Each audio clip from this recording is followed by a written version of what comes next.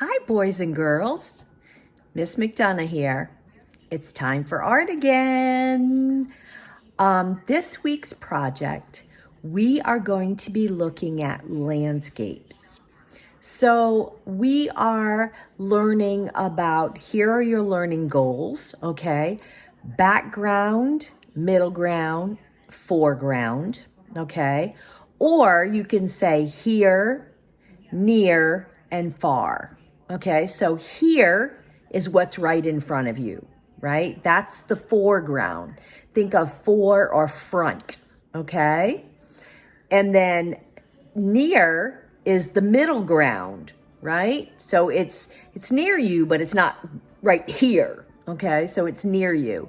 And then obviously far is the background, right? So do things look bigger or smaller when they're in the background? They look smaller, right? Because they're much further away. So they look smaller. The things in the foreground or here are going to be the biggest. And then the things that are near are still going to be big, but not quite as big as what's right in front of you. Does that make sense? Now, I'm going to show you what we are doing for our landscape today is a country barn. Okay. Now there's a few things that I'm going to insist that you have in your drawing, and we're only drawing this week. Next week, we will color it in. If you have paint, we will be painting, okay? If you don't have paint, then you can color it with crayons. You can use colored pencils, whatever you have, okay? But I don't want you coloring it this week, okay? Right now, all we're going to do is draw. I don't want you guys spending hours and hours and hours on your artwork. I mean, if you really want to and you're somebody who loves doing it, you can just add more details to your drawing, okay? So get out your white paper and you're going to need a pencil, okay? So here's what I did, all right? Now, I added details, as you can see. We're going to be doing some texture, which is visual texture or implied texture. So I have a tree here, okay?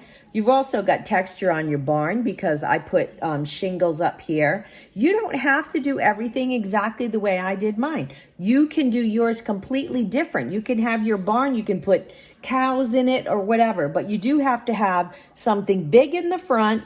Your barn should be like in the middle, okay? And then things off in the distance. See how I did some little trees back here and stuff and hills, okay? So I'm going to show you how to get started, all right? I'm going to put that over here, and I will, I'm going to probably keep playing with mine because I love detail, so I'm going to keep adding details. What I'm going to do is put apples in the tree and apples in the basket.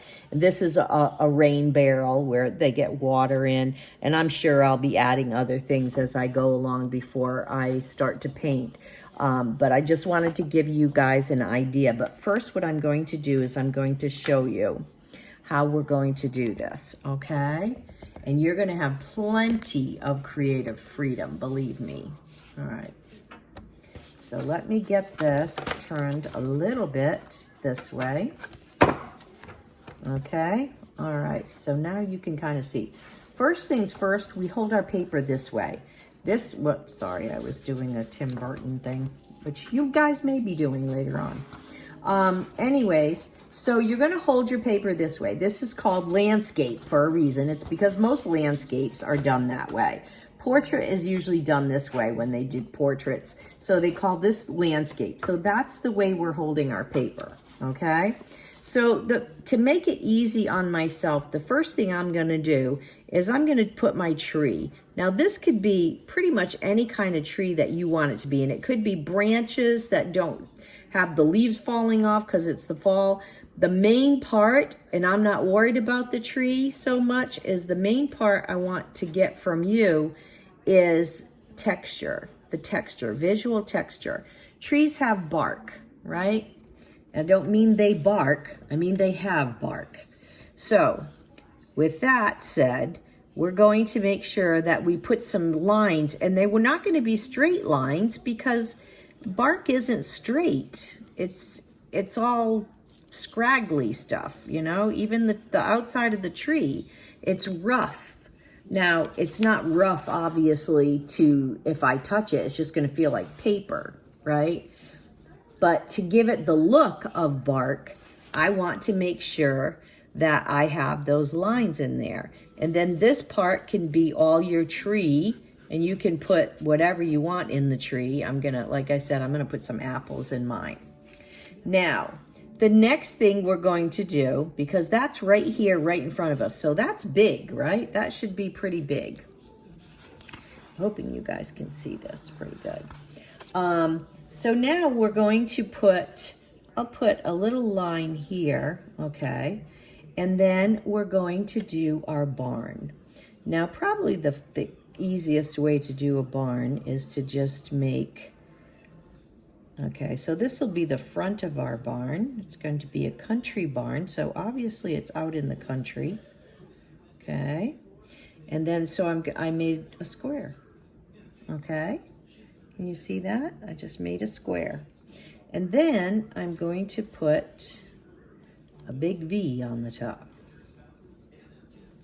Okay? Now I am going to put, now this is where a lot of kids kind of get messed up. When you do your roof, okay, you want the other end to go down this way, not in, out, outward, okay? And then we're just going to do it right across here. Okay? Can you see that? All right. And then you're going to come straight down, and we're going to join this over here. Okay? Now, there's your barn. Okay? In back of the barn, we're going to put some hills over here. All right? Now, this is as much as I'm going to dictate.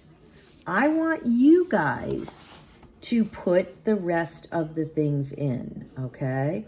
So obviously, if this is a barn, you're gonna need a barn door, right?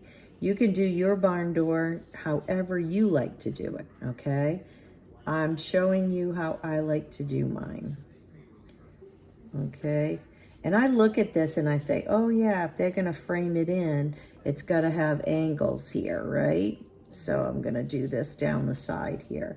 And I'm just freehand. You can see I'm not using any rulers or anything like that, right? So, and then I'm gonna put like a double thing over here.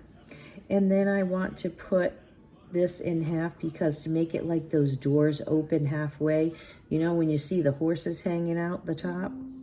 And then I like that X, you know, they have that big X over here on the doors, okay? So I'm gonna put it here, and I'm gonna put an X here, okay? And then, whoops, boy, that was sloppy.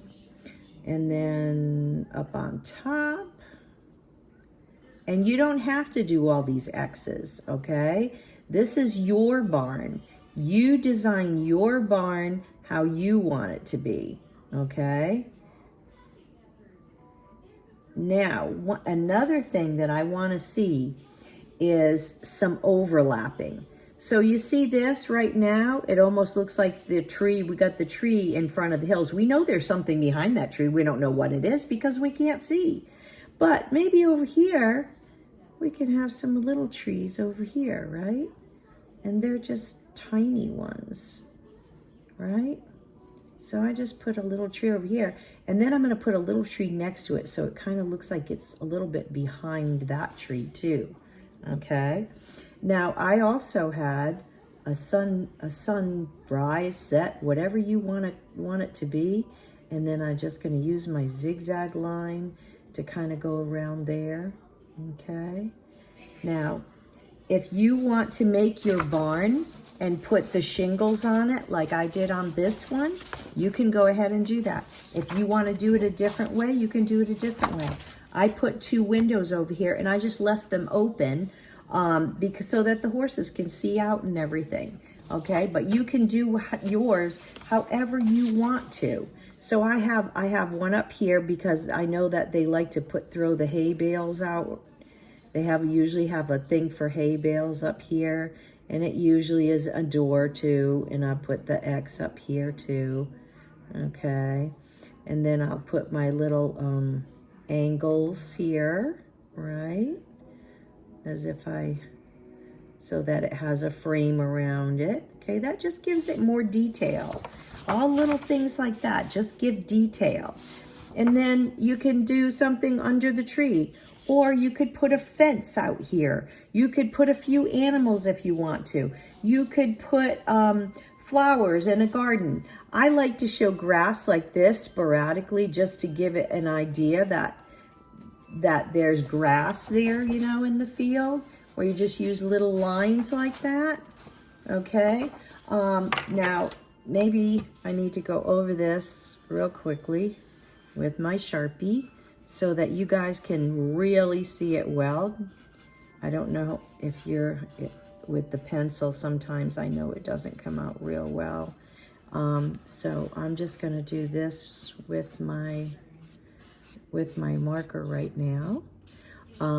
And probably when I do paint, I'm probably going to use watercolors. I don't know why, I've just been kind of wanting to do watercolors for a while now. And I just haven't done it. So I bought a new thing of watercolors actually over at Bell's Outlet today for $3.99, and it has bunches of colors, bunches. I mean, it's huge. And it's Sargent brand, which is a really good brand too. So I'm excited about that, to try them out. Okay, so there's my barn again. You can see it's going to be all outlined, see? So you can see it really well. Here's my sunrise, sunset. You do not have to put a sunset or sunrise. Don't forget about the sky though. You might want to put some clouds in there. You know, just some clouds floating around here. Okay. Maybe a couple birds. Oh, there's my hill over here, right? Put a hill here. We've got a hill over here. And then, like I said, just to make it look like grass, you just put some sporadic little things here. We can put some grass underneath the tree. And you get to add the details, okay? So we have foreground, middle ground, background, right? Okay, so what else do we have going on here? Well, the way that I did this roof, okay, I didn't do perfectly square shingles. I did them kind of abstract. They're like kind of have odd shapes to them because I wanted it to look like a country barn and to look like an older barn. And then I've also put this little weather vane arrow thing, which is where when the wind blows, they could tell where the wind is coming from, if it's coming from the north or the south or the east or the west. So I just put that on there. And, but you guys, I have one that I did over here that I had a truck in it. And I was going to show you how to draw the truck, but then I thought, oh, that should probably be a separate, maybe a separate drawing. Here it is. For you guys another day, but I started doing one like this. But I did want to give you guys some examples too. See, here's one over here. So there's lots of different ways to do a barn, a country barn, okay? So I want you guys to show me what you got. Don't color it in. Remember, I said do not color it in. We're going to do it. We can do it together next week, okay? And you have, you know, I know you have all week to do this. I'm hoping this won't take more than 50 minutes for you to draw it out with pencil. And I want to see the very best work you can do, because I know you guys are phenomenal and I'm really looking forward to it. And I remember some of you we did pumpkinscapes last year. They were amazing. Oh my gosh, some of you guys just blew me away. So, and you were in younger grades then. So I'm hoping this is going to come out really, really cool. Oh, pumpkin. If you want to put some pumpkins in this too. Let's see, I'll show you how to make a pumpkin really quick, just in case you guys forgot. All right, we're going to start off with a little dot and a dot and a little line, okay? Just like that, a straight line. Can you see that? I hope you can see that. I don't think you can. Let's see, where did I do it? Okay, so you see that little line? It's just a straight line. Okay, right there. And then I'm going to go up, down, and around. And then on the other side, up, down, and around. And then I'm going to do it again. And around. And come over here and again. And then I can put a stem. I can put a vine over here with leaves on it. Okay. So if you want to do pumpkins, you can do pumpkins on it too. If you don't want to, you want to do apples, you want to do a flower garden, however you want to do it. This is your country barn. So what else is there with your country barn? I want you to show me. Okay, so I can't wait to see what you do. You guys are amazing. In case no one has told you, you are amazing. You are here for a reason, and you are going to do great things. I want you to know that. And if no one's told you that they love you today, I want you to know that I love you. And I can't wait to see what you do. I am so looking forward to it. So you guys have a great week. And remember, you're going to turn it in through Schoology as usual, okay? So I am looking forward to, remember our goals for learning. We're learning foreground, middle ground, background, right? We're still using our lines. We have visual texture or implied texture. So now they're calling it implied. It was always called visual. So we are learning all those things on here, and I'm hoping that we're going to get to paint too, if you can get paint. Now they have them at the Dollar Tree. They had Crayola watercolors at the Dollar Tree. They have tempera paints, and I mean, whatever kind of paint you want to use. The only thing I would say is don't use acrylic, because acrylic is very difficult to get out if you get it on your clothing or furniture or something else. So, and if you don't have it, it's okay. You can color it with crayons, because the ones we did last year were done in crayons and they were phenomenal. You can use marker, okay? I leave it up to you. But I just can't wait to see what you guys do with this. Like I said, don't color it in. We're going to do it next week, okay? So you guys have a wonderful, wonderful week, and I will see you soon. Bye for now.